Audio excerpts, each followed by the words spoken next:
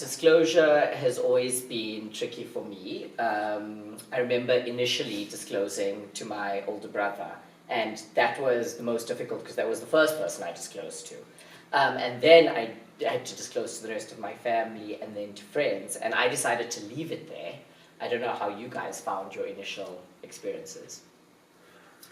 I found it quite easy after a fashion, although the first person I spoke to was right beside me when I found out. I was walking down the streets through South London and I came off the phone, and by the end of the street I turned around and told him.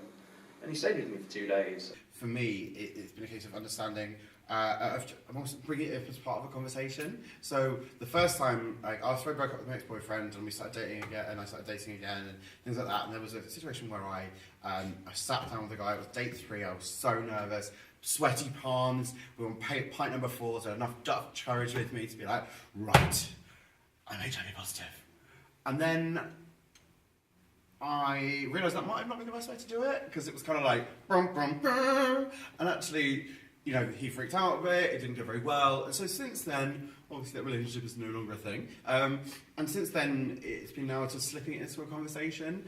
And I've learned not to judge someone's reaction when you first tell them, because their facial expression right there might be shock, but that's because they're processing, they might go away and come back.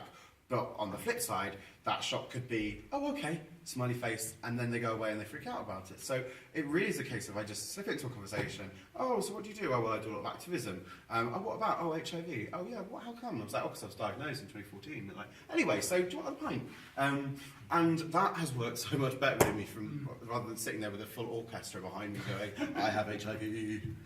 Disclosing publicly is immensely empowering. Sharing my story is amazing. But at the same time, I also realize that may not be the case for everybody, for whatever their situation may be. And I think ultimately disclosure is a very personal topic. And there is no right time. It depends on the individual, really.